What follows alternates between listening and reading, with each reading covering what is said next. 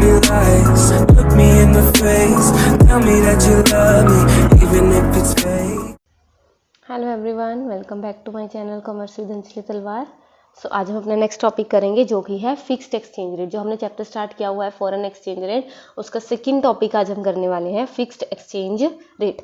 Flexible वाला हम last class में बहुत अच्छे से कंप्लीट कर चुके हैं। फिक्स्ड उससे ईजी है।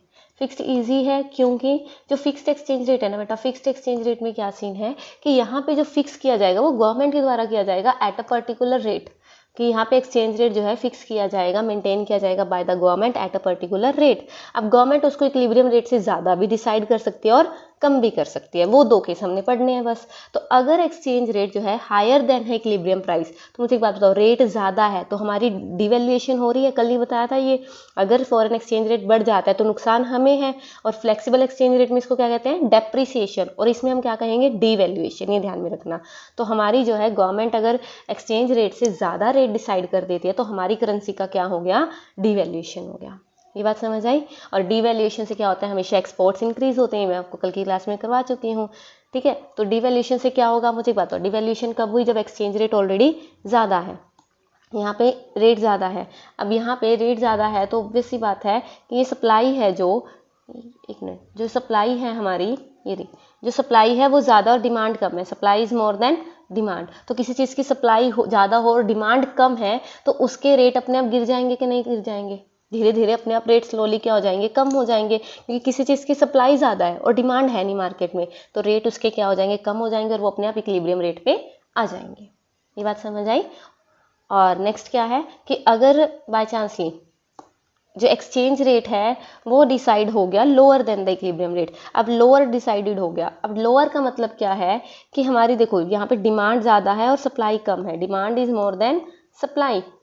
अगर किसी चीज़ की डिमांड ज़्यादा और सप्लाई है नहीं तो उस चीज़ के रेट अपने आप बढ़ेंगे कि नहीं बढ़ेंगे, खुद दिमाग लगाओ। किसी चीज़ की डिमांड तो बहुत है मार्केट में और सप्लाई है नहीं, करते ना ब्लैक मार्केटिंग, बीच में ये अनियंस के जो है प्राइसेस बहुत ज़्यादा हाई हो जाता है। उसका रीज़न यही होता है ना। तो प्राइजेस उसके क्या हो जाते हैं, हाई हो जाते हैं, और वो अपने आप किस पॉइंट पे आ जाएगा, इक्विलिब्रियम के पॉइंट पे आ जाएगा। ये बात समझ आई। इजी है ना, बिल्कुल ठीक है। सो अगर मुझे एक बात बताओ, अब यहाँ पे अगर डिवैल्यूएशन था तो इस पॉइंट पे क्या है, ये अगर रेट कम डिसाइड हुआ है, रेट कम है तो हमारा फायदा है, फायदा है तो हमारे क्या होगी, रिवैल्यूएशन। अब क्या कहना है हमें, रिवैल्यूएशन। ये बात समझ आई, इजी है, हो जाएगा। तो रिवैल्यूएशन करेंसी की पता है, एप्रिसिएशन पता है, रिवैल्यूएशन पता है। अच्छा, एप्रिसिएशन और रिवैल्यूएशन में क्या फ़र्क है। एप्रिसिएशन और रिवैल्यूएशन दोनों ही सेम है। दोनों सेम क्यों है, क्योंकि यहाँ पे रेट, फॉरेन एक्सचेंज रेट कम हुआ है अदर देन इक्विलिब्रियम रेट से। लेकिन एप्रिसिएशन कब होता है, due to market forces of demand and supply, जो हमने फ्लेक्सिबल एक्सचेंज रेट में पढ़ा। और रिवैल्यूएशन होगा जब गवर्नमेंट जानबूझ के रेट को कम रखेगी, ठीक है ना। मार्केट का फोर्सेज का कोई रोल अब नहीं रहता। हो जाएगा ये ईजी। और डिवैल्यूएशन से एक्सपोर्ट बढ़ते हैं। मैंने कल आपको बताया था, हमारी करेंसी कई बार जानबूझ के डिवैल्यूएट की गई है गवर्नमेंट के द्वारा।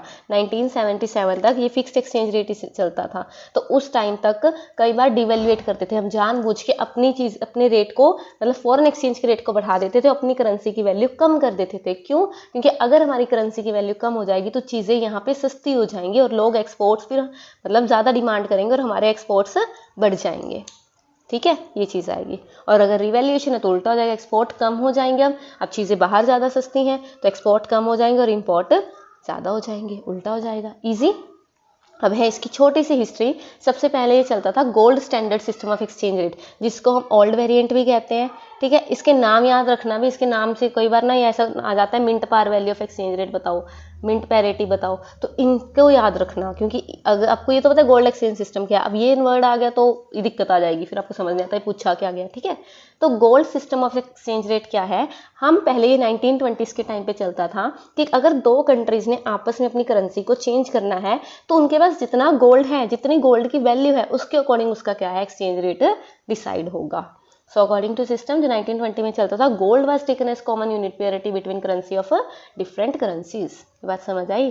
तो सब हर कंट्री को पहले अपनी वैल्यू करेंसी में, अपनी गोल्ड में बतानी पड़ती थी, फिर अदर करेंसी से वो उसका जो है रेट डिसाइड किया जाता था। लेकिन अब धीरे धीरे चेंज हुआ तो थोड़ा सा इसका अगला स्टेप आ गया, जो कि है क्या, Brayton would system of exchange rate, adjustable peg system of exchange rate भी इसी को कहते हैं। ये भी एक फिक्स सिस्टम था, लेकिन कहीं ना कहीं थोड़ी बहुत एडजस्टमेंट ज़रूरी थी। अब एडजस्टमेंट भी क्या थी कि अब हम हर चीज़ को क्या कर रहे थे, अगर दो करेंसी ने आपस में कोई डील करनी है तो वो कॉमन यूनिट क्या थी बीच में, यूएस डॉलर। ये ध्यान में रखना, बीच में कौन इंपॉर्टेंट था, यूएस डॉलर। हर कंट्री की करेंसी को पहले यूएस डॉलर के अकॉर्डिंग चेंज किया जाता था, फिर उनकी जो रेशो निकल के आती थी वो क्या हो जाता था, रेट हो जाता था। सो डिफरेंट करेंसीज को एडजस्ट करते थे। One currency that is US dollar को असाइन की हुई थी गोल्ड वैल्यू। सो इस तरीके से हम क्या करते थे, गोल्ड की यूज़ तो गोल्ड ही हो रहा है, लेकिन बीच में कौन आ गया, यूएस डॉलर आ गया, उसकी अकॉर्डिंग क्या हो रहा है, एडजस्ट हो रही है क्या, हमारी एक्सचेंज रेट। ठीक है। सो ये सिर्फ IMF ने अलाउड किया था इसीलिए, लेकिन ये सिस्टम 1977 में बंद हो गया और फ्लेक्सिबल एक्सचेंज रेट जो हमने कल पढ़ा वही चल रहा है उसके बाद से। ईजी है, बहुत ईजी है ना। फ्लेक्सिबल बहुत ईजी है, वैसे इसमें केसेस आ जाते हैं, इसमें कुछ खास है नहीं, है ना। सो fixed exchange rate, flexible exchange rate में क्या फ़र्क है, फिक्स्ड एक्सचेंज रेट गवर्नमेंट के द्वारा डिसाइड होता है, जबकि फ्लेक्सिबल एक्सचेंज रेट डिमांड जो सप्लाई है मार्केट फोर्सेज में, मार्केट फोर्सेज है डिमांड एंड सप्लाई की, उसके द्वारा डिसाइड होता है। इसमें मार्केट फोर्सेज का कोई रोल नहीं और इसमें मेन रोल ही मार्केट फोर्सेज का है। इसका इम्पैक्ट क्या है, अब गवर्नमेंट जो है फिक्स रेट को कम भी रख सकती है, डिवैल्यूएशन जब उसको एक्सपोर्ट बढ़ाने, और रिवैल्यूएशन भी कर सकती है। इसमें जो है डिमांड एंड सप्लाई के कारण डेप्रिसिएशन भी हो सकता है और एप्रिसिएशन भी हो सकता है। इसमें क्या है, रिजर्व, इसमें लार्ज रिजर्व फॉरेन एक्सचेंज का रखना पड़ता है, लेकिन इसमें फॉरेन एक्सचेंज का रिजर्व रखने की जरूरत नहीं है। सिर्फ मैनेज फ्लोटिंग के टाइम पे हमें रिजर्व चाहिए। मैनेज फ्लोटिंग क्या है वो नेक्स्ट क्लास में करेंगे। स्पेकुलेशन या अनसर्टिनिटी की बात करें, यहाँ पे सट्टाबाजी नहीं होती थी, है ना, लेकिन यहाँ पे सट्टाबाजी बहुत ज़्यादा है, जहाँ पे भी डिमांड एंड सप्लाई की वजह से रेट कम भी हो सकता है और ज़्यादा भी, तो लोग ज़्यादा खरीद के रख लेते हैं, ये सोच के कि कल को रेट बढ़ेगा तब बेच देंगे। जैसे शेयर्स मार्केट में होता है ना, वैसे यहाँ भी होता है इंटरनेशनल मनी मार्केट में। ठीक है, तो वो चीज़ इसमें पॉसिबल है, किसमें, फ्लेक्सिबल एक्सचेंज रेट में। ओके, डन हो जाएगा ये, तो इसको कीजिए, मिलते हैं नेक्स्ट क्लास में। Thank you so much. Tell me pretty lies, look me in the face. Tell me that you love me, even if it's fake.